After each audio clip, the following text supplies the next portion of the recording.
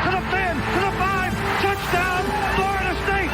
Warwick got up third down. Winky looking Winky, wants to throw the knockout punch to Warwick. Warwick open, touchdown, he did touchdown, he did catch it. Touchdown, Florida State. Oh, Peter Warwick, how'd you do that? Kermit Whitfield to the left side, a hole to the 30, Kermit Whitfield to the 30, to the 20, 15, 10, 5, touchdown up and zone. Kermit Whitfield, a 100-yard touchdown. Here's the snap, Winston rolling right, throws the pass on the other, It's caught, it's caught, it's caught. For the end zone battle, Coleman, touchdown. We're doing it for everybody. We're doing it big all over the country, all over the world. And I'm proud. I'm proud to say I'm a Florida State Seminole.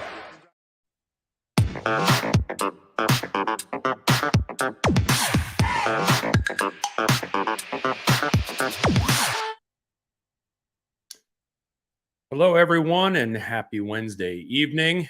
It is the Garnet and Old V Drive. No inside info, no contacts, no problem. The V Drive is a weekly solo show that I do without my co-host Ryan, just to kind of get some thoughts out of my head, which I refer to as the V Drive. So that's where that comes from. And just I want to thank everybody for joining us at Fishweir Brewing Company last week. If you happen to have been there, and if you weren't there, try to make it a point to go if you are in the Northeast Florida area. The next time we're going to be there is for the Wake Forest game on October 28th. And that is at Fishweir Brewing Company in the Murray Hill area of Jacksonville, Florida. So let's get right to it. I had posted some things when I posted the show. I had some ideas on things I wanted to talk about tonight, and it was centered around masks, mistakes, and motivation. And so I want to spend a little bit of time looking back on the BC game. And I know we're all tired of talking about that. We want to look ahead to Clemson, and we are. I mean, trust me, I'm ready. I'm ready for that game to happen. I think the team is ready for that game. But I want to look back on some of that because, you know, as that game played out and not playing out the way we all thought it would, there was a lot of, you know, as normal, there was a lot of hand-wringing. There was a lot of very extreme anxiety going on in the fandom, social media, whatever it is, whatever social media outlet you are involved in, Facebook, Twitter, TikTok, you name it. People were all up in arms about that game, and I was too. And then I went back and watched it a couple times since then, and there are definitely some troubling things from that game. One of the things that is troubling, that we'll get to a little bit later, is the running game. But let's just start out. Let's just start out with the masks, right? So if you are familiar with My Cousin Vinny, this is a great scene from that movie where Vinny is basically had to go get a ridiculous suit to wear to court, and he had to get that because the normal clothing store was shut down because everyone had the flu. And so that was the statement. The whole store got the flu. Right now, I'm not saying that the whole team got the flu. I mean, that's not true. I mean, that would be a cop-out to say that. But there are enough outlets out there after the fact. Like, they're not going to talk about that ahead of time because they're not supposed to, right? But after the fact, there's a lot of information out there that there were many players wearing masks, and there were many players that were not feeling well. And so, is that an excuse of why, you know, you almost, you know, give the game away? I don't know that it's an excuse, but it's definitely plays into the way that game played out, in my opinion. So, you know, consider this. Consider you have the flu. Us normal people that are not, you know, 6'4", you know, 280 pounds. And you've got the flu and you call into work, right? And you're not feeling so well. Or maybe you work from home, right? You get a little bit of work in, and then you decide that it's time to go lay down on the couch for a while. Human beings here, right? When you are not at your best, when your energy is lacking for whatever reason, whether it's, sickness or injury or whatever, you're just not going to play your best game. And if you get enough people that are in positions that are important in the two deep, then you're going to run into issues with that. So let's talk about how that kind of escalates, right? And I don't know, I don't have any information on specific people having the flu. But let's just take for example that one of the linebackers is not feeling so well. One of the starting. So your energy is down, and you've got to get out there and put it forth as much energy as possible. But you're not going to be able to do it for a full 60 minutes. What ends up happening then is you're going to have to, the coaches are going to have to sub in people in the game plan that maybe are not, supposed to get that many reps. Maybe they're not ready for that many reps, right? For whatever reason. They're too young, they don't know the playbook, what have you. So it's not just about the players that we're not feeling well. It's also about how that escalates into other pieces having to be deployed to cover those bases, and maybe those pieces aren't quite ready for prime time. And you can look back and you can say, well, wait a minute, Boston College is terrible. They're not great. They are not great, but they are a Division I team. They are all on scholarship. Their coach is a decent coach, if not a good coach. And this was, their biggest game, right? Think about this, the red bandana game, home game. They're all fired up about that. And you've got the number 4, number 3 team coming in to play. The motivation levels are very different in that scenario. And, as fans, we expect these players to be up for every game. Any podcast you listen to, I'm not breaking any news here. Any podcast you listen to, any reporter you listen to, any coach you listen to, we can all say that the team should be up every week at 100%. Not going to happen. Just the way you're not up every week, every day at your job. You're just not. You're human. So you bake into that the fact that players are also not feeling well. Bake into that the energy level is down. And you already assume you're going to run this team out of the gym. And okay, so let's hold on to that for a second. They were about to run that team out of. And even with all the things that were happening to the negative, they still put together, what was it, a 28-point run. And they were up 31-10. And then mental lapses. So they think they've got this thing in the bag, and then they don't, right? There's a fumble.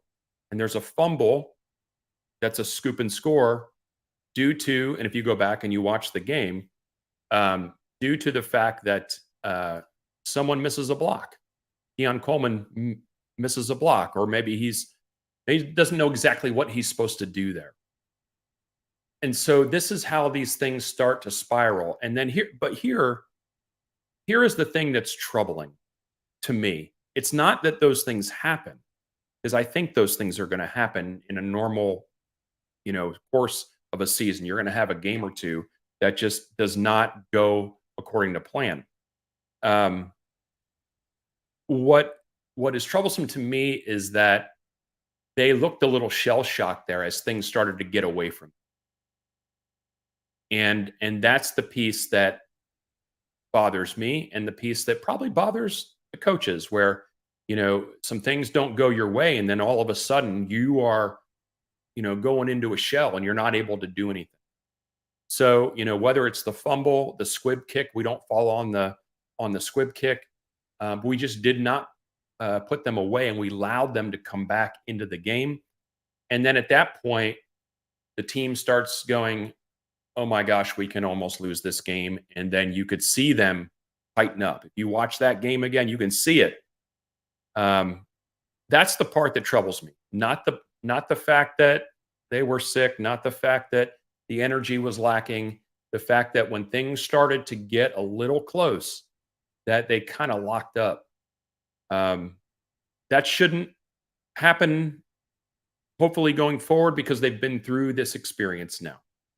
And so that's what I'm hoping.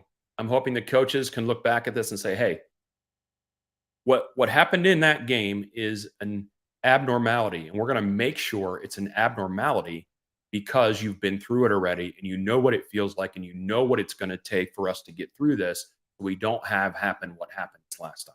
You hear him say this all the time. It's better to coach problems and mistakes out after a win than it is after a loss. And we were very close to a disastrous game there. And I'm glad it didn't happen.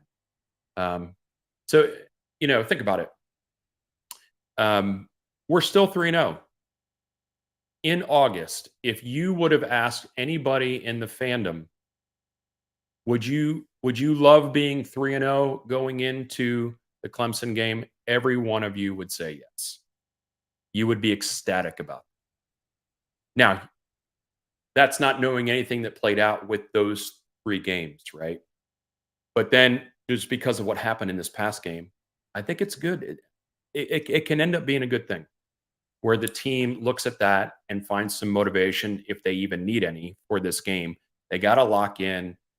Clemson has won 7 in a row. That kind of domination over Florida State is not normal. And there are only a couple teams that have had runs like that against the Noles. And so I'm pretty sure they've got Clemson high on the mind. I don't believe there's a lack of focus on the team. What I do wonder about is, what are the remnants of any sickness, right? That we don't know, that we won't know. We do hear some reports that some of the guys that have been hurt the last few games, there's a possibility that they might be back for this next game, which I think is super important. If you look at the things that have caused us, like when we talked before this season started and said, this team's offensive firepower the ceiling is through the roof. But we haven't seen it, right? We've seen like fits and starts of that. And the main thing we have not seen is the running game. Part of that problem is, like we talked about on the show before, is that teams are gearing up for Florida State's bread and butter, which is counter. They're gearing up for that. We went and adjusted that in the LSU game and was throwing a few different wrinkles in that game to get the running game going. But now we've got a couple of offensive linemen that have been out. So when you look at the running game, maybe not doing what it's supposed to do, there are a couple pieces in play there. And I think that has to do with some of the injuries we've had on the line. So, part of my V drive tonight is to, kind of compartmentalize that BC game and understand that there are reasons why things like that happen. Luckily, the reasons didn't result in a loss. There are reasons. Hopefully, we get a couple guys back this week. Hopefully, the sickness has kind of made its way through the team, or at least through, the more primary players that may have been not doing so well in this past week. And we start to, lock in and focus in on the task at hand. There is no lack of motivation for this game. Let's all be honest. So they have to hone in on that and make sure they correct the mistakes from this past week and play, in my opinion, if they play, a B- game, they're going to win. They're going to win this weekend. If they play an A game, they're going to dominate that, in my opinion, just because of the types and depth, the types of players and the depths that they have and the depth that they have. So all that being said, let's and I know I'm having some video problems here, so Somebody pointed it out to me. Thank you so much. So if my face tends to lock up, understand that I know that that's going on. One of the things that I brought up a couple months ago, actually, before the season even started, was related to, we were also excited about the offense, um, how dynamic it could be. And one of the things that I brought up long ago is that I just hope that it doesn't become this kind of scenario where we have so many tools at our disposal that we're not efficient at any of them. I think that's a little bit of what's happening. I think that, the team, the coaches, Jordan, who knows? I think the coaches are kind of guilty of this too, to a degree, is like, well, Toafili hasn't gotten the ball yet. Let's get it to him. And it's more of a, let's make sure the guys get let's make sure the guys are getting the ball to them, more from a let's satisfy everybody rather than let's go win this game. I think we're guilty of that. I think the coaching staff is guilty of that. I think Jordan is guilty of that as far as going through his reads. If you go back and watch this past game, several opportunities for Jordan to take a much easier throw that would have resulted in a first down or more. And he chose, deep shots. He chose shock plays. So what does that mean? Is he doing that on purpose? Is he doing that because he's being told to do that? Are they doing that as a setup for this week? I think all those things are in play. Of all the things I say the coaching staff is guilty of, and maybe not taking Boston College or taking them too lightly, where they figure they can just do whatever they want, like not respecting the opponent, not respecting the team. One thing I do know is this coaching staff will have some things ready for this game, and they will have things not only ready, but they will have maybe shown things earlier in the season that they've kind of hidden for a while. I think all those things are true. So do not fret about the Boston College game. Now, if this weekend we see the same kind of things, then we have to kind of reassess and go, you know what, that's just kind of who this team is. But I don't think that's going to be true. I think that this weekend is going to prove to be a good weekend. I do think Florida State's going to win this weekend. Not ready to give my prediction on score yet. We'll do that tomorrow on the Garnet and Old Show at 7 p.m. But all things being equal, the way practice is going this week, get some guys back from injury, and we have maybe some sickness going through. I think we have a good shot of breaking that streak this week. And again, we're 3-0. What is everybody fretting about? I've got Ryan, actually got my co-host here watching the show. He says Keon wants the ball. He does, but you also have to block when you're supposed to block. Right? So that's important too. And I do think Keon will get a lot of balls thrown his way this weekend. And again, there won't be any Chiefs at this game, which is unfortunate. I'll just say this as part of this show is that Florida State made the decision to not send the Chiefs. That's Florida State's decision to not send them. That's why they're not there. Okay, so do not think it's Clemson's fault. It's our fault. So the Chiefs won't be there. Hopefully the fans that are there will, rally around the team and make sure they make it as loud as they possibly can. Tomorrow is the Garnet Old Show at 7 p.m. And then this weekend, of course, we will have a pregame and a postgame show for the Clemson game. As a reminder, Garnet and Old is trying our best to give away 2 tickets and a parking pass to the Miami game. You're looking.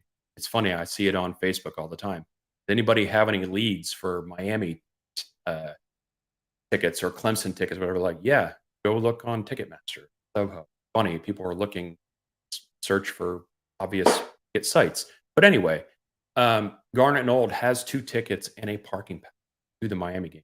If you want to be part of that opportunity to win those, go over to YouTube, find Garnet and Old, and subscribe. We're trying to get those numbers up. We're trying to hit 2,000. Tell all your friends. You could be the big winner. Tickets to that game. So that's it for the V Drive tonight. Put the Boston College game away, but keep it also in the back of your brain in case any continuing trends happen. The team's going to play well this weekend. I'm full confidence in that. We will see everybody tomorrow night on Garnet and Old at 7 p.m. Garnet and Old, no inside info, no contacts, no problem. See everybody tomorrow. Go Noles.